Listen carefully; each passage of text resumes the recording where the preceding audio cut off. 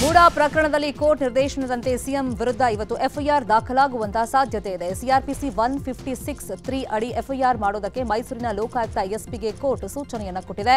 FIR ಬಳಿಕ CM ವಿರುದ್ಧ ತನಿಖೆ ಆರಂಭ ಆಗಲಿದೆ.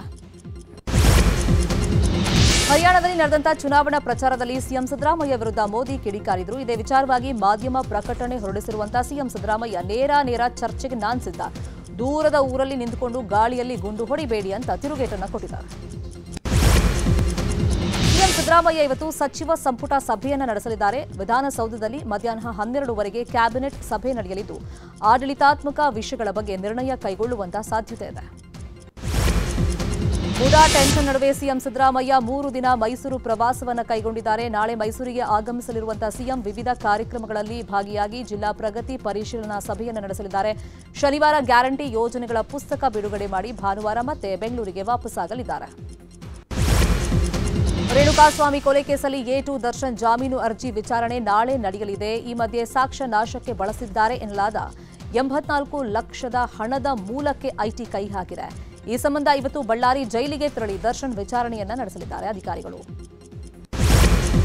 ರೇಣುಕಾಸ್ವಾಮಿ ಕೊಲೆ ಕೇಸಲ್ಲಿ A1 ಪವಿತ್ರ ಗೌಡ ಜಾಮೀನು ಅರ್ಜಿ ವಿಚಾರಣೆ ನಾಳೆಗೆ ಮುಂದೂಡಿಕೆ ಆಗಿದೆ. ನಿನ್ನೆ ಜಾಮೀನು ಅರ್ಜಿ ವಿಚಾರಣೆ ನಡೆಸಿದಂತ ಕೋರ್ಟ್ ಆಕ್ಷೇಪಣೆ ಸಲ್ಲಿಕೆ ಮಾಡೋದಕ್ಕೆ ಎಸ್ಪಿಪಿ ಕಾಲಾವಕಾಶ ಕೇಳಿದ್ದ ಹಿನ್ನೆಲೆಯಲ್ಲಿ ವಿಚಾರಣೆಯನ್ನ ನಾಳೆಗೆ ಮುಂದೂಡಿದೆ. ಶಾಸಕ ಮುನಿರತ್ನ ಜಾಮೀನು ಅರ್ಜಿಯನ್ನು ಅಕ್ಟೋಬರ್ 1ಕ್ಕೆ ಮುಂದೂಡಿಕೆ ಮಾಡಲಾಗಿದೆ. ನಿನ್ನೆ ಮುನಿರತ್ನ ಪರ ಹಿರಿಯ ವಕೀಲ ಅಶೋಕ್ ಹಾರ್ನಹಳ್ಳಿ ವಾದವನ್ನು ಮಂಡನೆ ಮಾಡಿದರು. ವಾದ ಆಲಿಸಿದ ಬಳಿಕ 82ನೇ ನ್ಯಾಯಾಲಯ ವಿಚಾರಣೆಯನ್ನು ಮುಂದೂಡಿದೆ. ಈ ನಡುವೆ ರೇಪ್ ಕೇಸಲ್ಲಿ ಎಸ್ಐಟಿ ವಶದಲ್ಲಿರುವಂತಹ ಮುನಿರತ್ನ ವಿಚಾರಣೆ ಚುರುಕಾಗಿದೆ.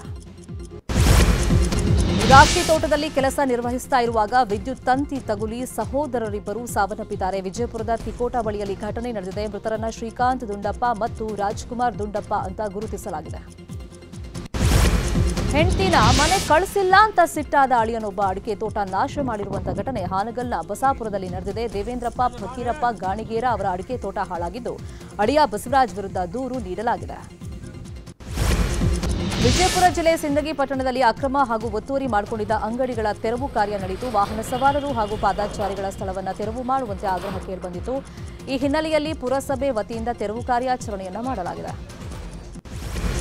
ಕಲಬುರಗಿ ಜಿಲ್ಲೆಯ ಆಳಂದ ಪಟ್ಟಣದ ತಹಶೀಲ್ದಾರ್ ಕಚೇರಿಯಲ್ಲಿ ಲೋಕಾಯುಕ್ತ ಅಧಿಕಾರಿಗಳು ಸಾರ್ವಜನಿಕ ಅಹವಾಲು ಸ್ವೀಕಾರ ಕಾರ್ಯಕ್ರಮ ನಡೆಸಿದರು. ಲೋಕಾಯುಕ್ತ ಡಿವೈಎಸ್ಪಿ ಗೀತಾ ಬೇನಾಳ ನೇತೃತ್ವದಲ್ಲಿ ನಡೆದಂತ ಅರ್ಜಿ ಅಹವಾಲು ಕಾರ್ಯಕ್ರಮದಲ್ಲಿ ತಾಲೂಕಿನ ಪೀರುಬಾಯಿ ಎಂಬ ವೃದ್ಧೆ 2 ವರ್ಷಗಳಿಂದ ಪಿಂಚಣಿ ಹಣ ಬರ್ತಾ ಇಲ್ಲ ಅಂತ ತಮ್ಮ ಅಳಲನ್ನ ತೋಡ್ಕೊಂಡಿದ್ದಾರೆ.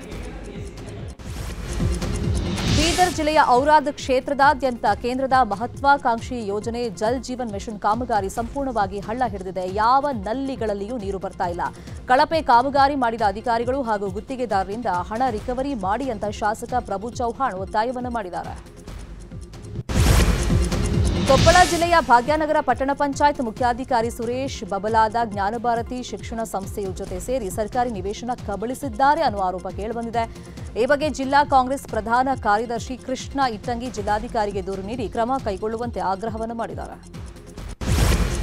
ಬೀದರ್ ತಾಲೂಕಿನ ಬೆಳ್ಳೂರು ಗ್ರಾಮದ ಹೊರವಲಯದಲ್ಲಿ ನೂರಾರು ಸಂಖ್ಯೆಯಲ್ಲಿ ಜಿಂಕೆಗಳು ವಾಸ ಮಾಡ್ತಾ ಇವೆ. ಆದರೆ ಇತ್ತೀಚೆಗೆ ಅಕ್ರಮ ಕಲ್ಲು ಗಣಿಗಾರಿಕೆ ಹಾಗೂ ಲೇಔಟ್ ಇಂಡಸ್ಟ್ರೀಸ್ ಬೆಳವಣಿಗೆ ಆದ ಪರಿಣಾಮ ಇದೀಗ ಜಿಂಕೆಗಳ ಸಂಖ್ಯೆ ಗಣನೀಯವಾಗಿ ಕಡಿಮೆಯಾಗಿದ್ದು 500 ಜಿಂಕೆಗಳಿದ್ದ ಸ್ಥಳದಲ್ಲಿ ಇದೀಗ 200 ಮಾತ್ರ ಇದೆ. ಹಾವೇರಿ ತಾಲೂಕಿನ ಯಲಗಚ್ಚು ಗ್ರಾಮದಲ್ಲಿ ಪುನೀತ್ ದೇವಾಲಯ ತಲೆ ಎತ್ತಿದೆ. ಪ್ರಕಾಶ್ ಮೊರಬದ ಎಂಬ ಅಭಿಮಾನಿಯಿಂದ ಈ ದೇವಸ್ಥಾನ ನಿರ್ಮಾಣವಾಗಿದೆ. ಸ್ವಂತ ಹಣದಲ್ಲಿ ಸ್ವಂತ ಜಾಗದಲ್ಲಿ 6.5 ಅಡಿ ಎತ್ತರದ ಕಂಚಿನ ಲೇಪನದ ಮೂರ್ತಿ ಪ್ರತಿಷ್ಠಾಪನೆಯಾಗಿದೆ. ಇವತ್ತು ಪುನೀತ್ ಪತ್ನಿ ಅಶ್ವಿನಿ ಅವರು ದೇವಾಲಯವನ್ನು ಉದ್ಘಾಟನೆ ಮಾಡಲಿದ್ದಾರೆ.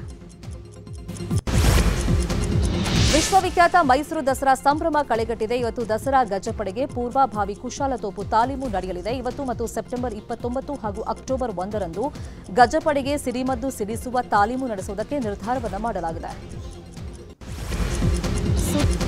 ಕಾನ್ಪುರದಲ್ಲಿ ನಾಳೆಯಿಂದ ಭಾರತ ಮತ್ತು ಬಾಂಗ್ಲಾ ನಡುವೆ 2ನೇ ಟೆಸ್ಟ್ ಪಂದ್ಯ ನಡೆಯಲಿದೆ. ಸದ್ಯ ಟೆಸ್ಟ್ ಪಂದ್ಯಕ್ಕೆ ಮಳೆ ಭೀತಿ ಎದುರಾಗಿದೆ. ಬಿರುಗಾಳಿ ಸಹಿತ ಭಾರೀ ಮಳೆಯಾಗುವಂತಹ ಸಾಧ್ಯತೆ ಇದೆ ಅಂತ ಹವಾಮಾನ ಇಲಾಖೆ ವರದಿಯನ್ನ ಮಾಡಿದೆ.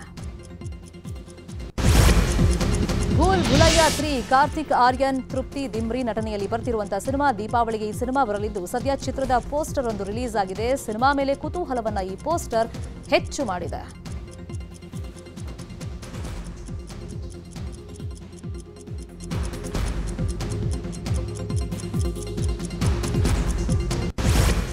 ಕನ್ನಡಿಗ ಗಣ್ಯರ ಮೆಚ್ಚಿನ ನಿಮ್ಮ ನ್ಯೂಸ್ 18 ಕನ್ನಡ ಈಗ ವಾಟ್ಸ್ಆಪ್ನಲ್ಲಿಯೂ ಲಭ್ಯ.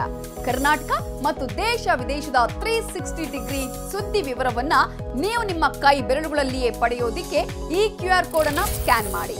ನಮ್ಮ ಚಾನೆಲ್ ಅನ್ನ ಫಾಲೋ ಮಾಡಿ, ನೋಟಿಫಿಕೇಶನ್ ಆನ್ ಮಾಡಿ.